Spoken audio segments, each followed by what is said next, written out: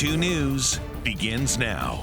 Thank you for joining us on KREM 2 Plus. I'm Tim Pham. This is your KREM 2 News Week in Review. Join us as we take a closer look at some of the biggest stories in the Inland Northwest this past week.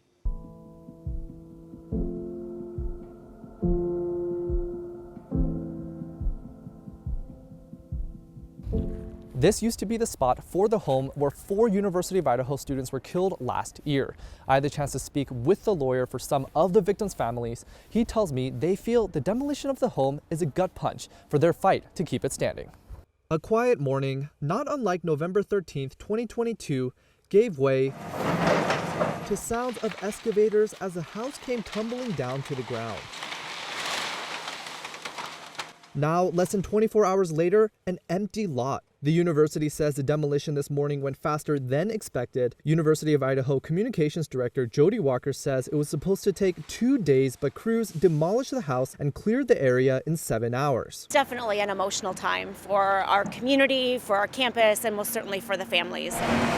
Roads have been reopened and the university does not expect any further disruption to neighbors. And more than a year after the murders of Ethan Chapin, Xana Kernodle, Maddie Mogan, and Kaylee Gonzalez, Walker says the demolition is much needed closure for the community. Our community definitely is stronger and has bonded through this, the support for each other, the care for each other. But the Gonzalez and Kernodle family have said they were against the demolition until after the trial because they believe it may still provide needed evidence. But both prosecutors and lawyers for suspect Brian Kohlberger have said they are okay with the demolition. And the University of Idaho says they've had full support from staff and faculty for the demolition of the home. We have heard from a lot of our students in their support of the house coming down. They look at it every day, they walk past it every day, they live with it. Without the house being that reminder, I think they will appreciate. Walker says today is the next step in recovery. Seeing it come down, there's also a bit of relief in that as well.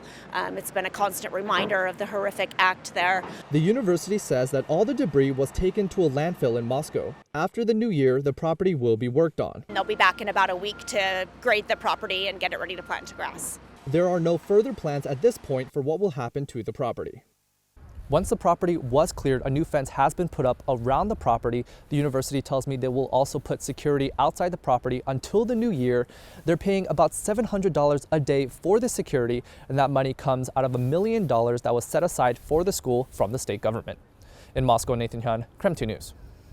The home has been the center of national media attention since the murders happened. I had the chance to take a look at the timeline of what's happened at the home. The Moscow Police Department didn't remove the victim's personal belongings until almost a month after the murders on December 7th of 2022. Then on December 29th, it was announced that a private company would begin cleaning the house. The very next day, the suspect was arrested and the suspect's defender filed a motion to preserve the home until February of this year. Then on February 24th, the university announced the owners of the home were donating it to the university. U of I Communications Director Jody Walker says that's when the university announced plans to demolish the home sometime before the 2023-2024 school year. We have not made it secret since the home was given to us last spring that our intent was to demolish the house. At the end of June, crews began the process of cleaning the home. On June 29th, an attorney for U of I said the families of 3 victims did not want the house torn down until the case is resolved. On July 12th, the university said the home will stand until October. In October, Walker says the university reevaluated when the home should be demolished. The university said that's when they made the decision to wait until students were no longer on campus.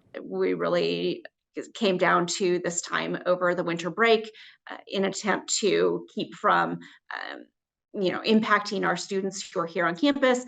Then on December 14th, the university announced the home will be demolished on December 28th. Over the past 2 weeks, the prosecution and defense have walked through the home to gather photos and measurements. The university says their decision to tear down the home is for the well-being of their students. We continue to heal as a community, and this is definitely a step toward that. And all the credit in the world to our students. They have just been incredible over the last year, pulling together, supporting each other. Nathan Hyun, KREM 2 News.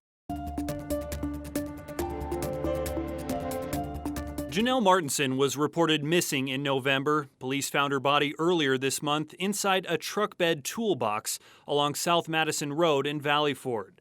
According to court documents, her abusive ex-boyfriend Colton Russell and his new girlfriend Kiara Morgan Wieland were two suspects in her disappearance.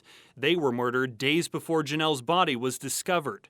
Police say this man, Brandon Kenny, admitted to killing them after helping Russell get rid of Janelle's body. She didn't have much, but what she did have, she would give you the last of it. Janelle's cousin, Alicia Galbraith, reported her missing when she wouldn't return calls and didn't show up for Thanksgiving.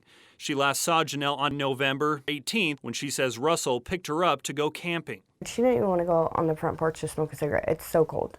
So for her to tell me she's going camping and then with Colton. The next day, Janelle texted Alicia and several other friends begging them to pick her up from Russell's home in Spokane Valley. She was afraid for her life because he had a gun. He was threatening her. But no one went to get her. I feel really bad about that just for the fact that because maybe we could have saved her. But Janelle, prior to that, in the past has called so many times saying the same thing, and then she won't leave.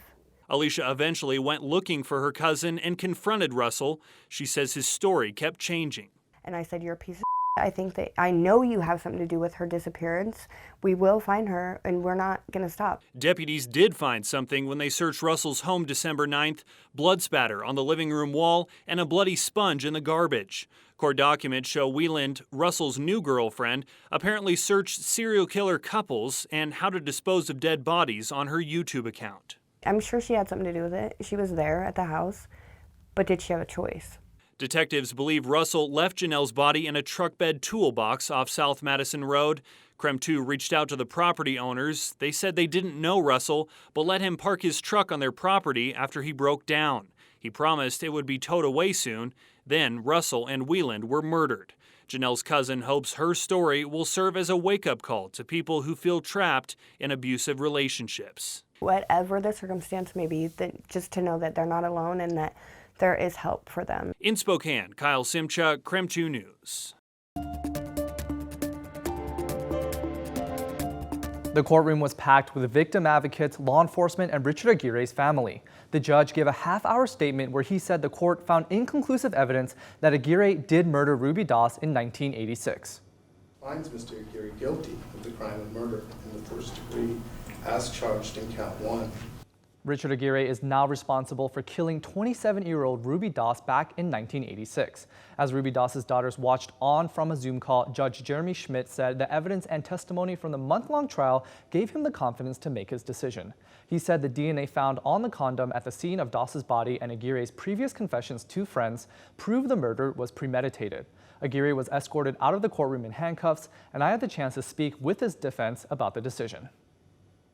That intent to cause the death was premeditated, that Ruby Doss died as a result of the defendant's acts, and that these acts occurred in the state of Washington. I believe in Mr. Aguirre's innocence, and we will continue to fight for that. His family has invested 8 years defending him. Aguirre's defense attorney says she will look to file a motion of appeal. I tried to speak with the prosecutor as well, but they left the courtroom once the verdict was read. Sentencing for Aguirre is set for February 5th at 8:30 a.m.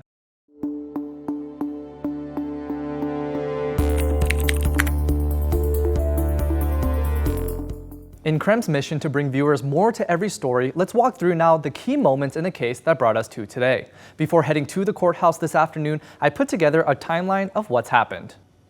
Ruby Doss's body was near the old Spokane Playfair horse track in 1986. For decades, investigators could not find a suspect in her death. That was until 2015 when investigators say a forensic scientist matched DNA on a condom found near the body of Ruby Doss to Richard Aguirre. 1 year later, in 2016, Aguirre was then charged with the 27-year-old's murder, but because of a lack of evidence, the charges were dropped in 2017. Aguirre would have been 19 years old at the time of Doss's death. Back in 1986, Aguirre was stationed at Fairchild. He was then with the Pasco Police Department from 1988 until 2014. Aguirre retired after being placed on leave from the department. Aguirre was charged with the rape in the Tri-Cities in 2014. Investigators say Doss and Aguirre had a sexual encounter that turned violent. In 2021, Aguirre first appeared in a Spokane County courtroom. Prosecutors believe they had enough evidence to convict Aguirre of first or second-degree murder. But it was declared a mistrial because the jury failed to reach a unanimous verdict. He's disappointed, that he wasn't acquitted,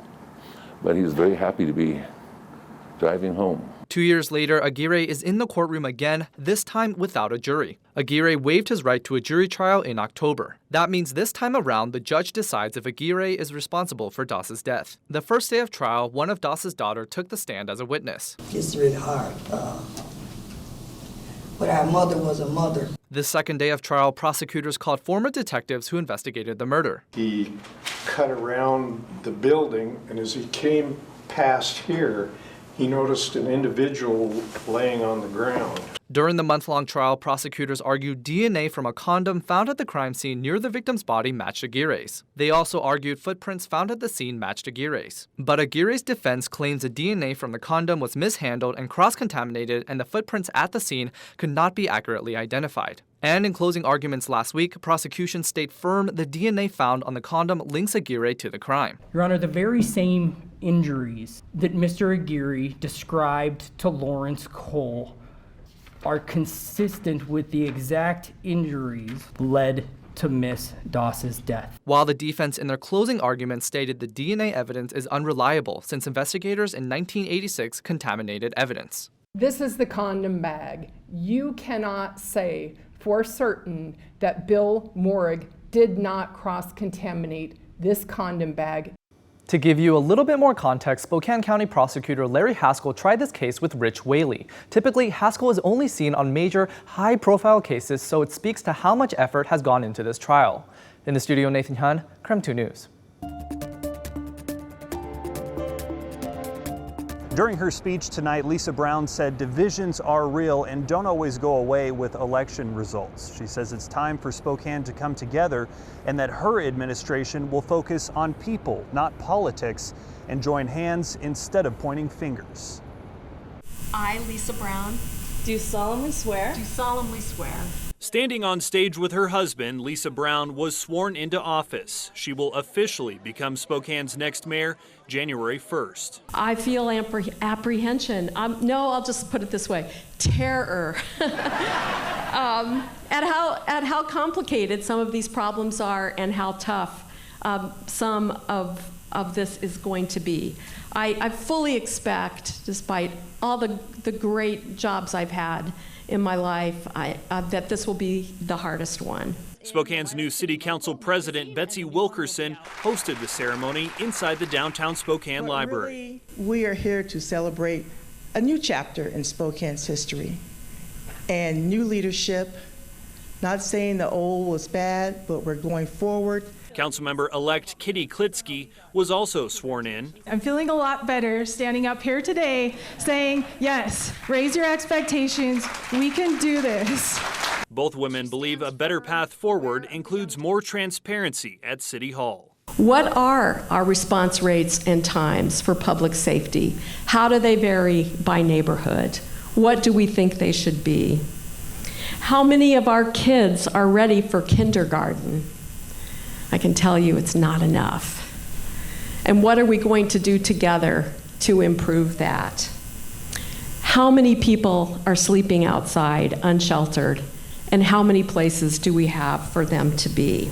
In Spokane, Kyle Simchuk, KREM 2 News. And joining us now live from Seattle to talk more about the big show is Randy Cote, the Space Needle's Chief Marketing Officer. Randy, thanks for making time for us. And this is the first year viewers here in Spokane are going to be able to watch T-Mobile New Year's at the Needle live on KREM 2. So tell us, what can they expect to see? Yeah, so we started fireworks at the Space Needle back in 1992. It's quickly grown into one of the world's largest New Year's show and one of the largest structurally launched shows in North America. And this year's our biggest show yet. There's going to be 500 drones taking flight next to the Space Needle to kick off the festivities 8 minutes before midnight, leading up to a big countdown, and then that big pyrotechnic and light show at the stroke of midnight to ring in 2024. That drone light show. This is the second year of that show at the Space Needle. What else can we expect from the drone show? Because I know that's kind of a big thing alongside fireworks for New Year's. Yeah, it's our newest edition. Last year was the first year. The folks at Sky Elements, they're our drone partner. They did a show for the MLB All-Star game this past summer at the Space Needle. another huge success. We're excited to have them back for a second year for T-Mobile New Year's at the Needle. We're going to take you, I think this is the first time we've told folks, it's going to be kind of a journey through space for the drone show leading up to the Midnight Spectacular. It's got its own soundtrack leading up to midnight, and both soundtracks, both drone and pyrotechnics, feature artists from across the Pacific Northwest. Well, it sounds like you heard it here first on KREM 2 News. What else should people know about this New Year's special? Yeah, so like you said, for the first time ever, the live broadcast, which is normally just seen in Western Washington on King 5, is going to be across the Northwest on KGW in Portland and right here on KREM 2 in Spokane. So, you know, I know some folks like to watch the ball drop 3 hours early on the New York show, but we've got something really special going on here in Washington State in the Northwest, so they can join us live and watch the show. The live broadcast will include some check-ins of what's happening in Spokane and Portland, plus live music from the band Them, and a lot of behind-the-scenes action of how the show's created. Randy, thanks so much for taking the time. We are so excited for this regional celebration. Yeah, we're excited to see you on New Year's Eve. Thank you for joining us here on KREM 2 Plus for a look at some of the biggest news stories of the past week. For the most current news throughout the weekend, you can watch our latest newscast right here on KREM 2 Plus. Just look for them in the bottom navigation menu.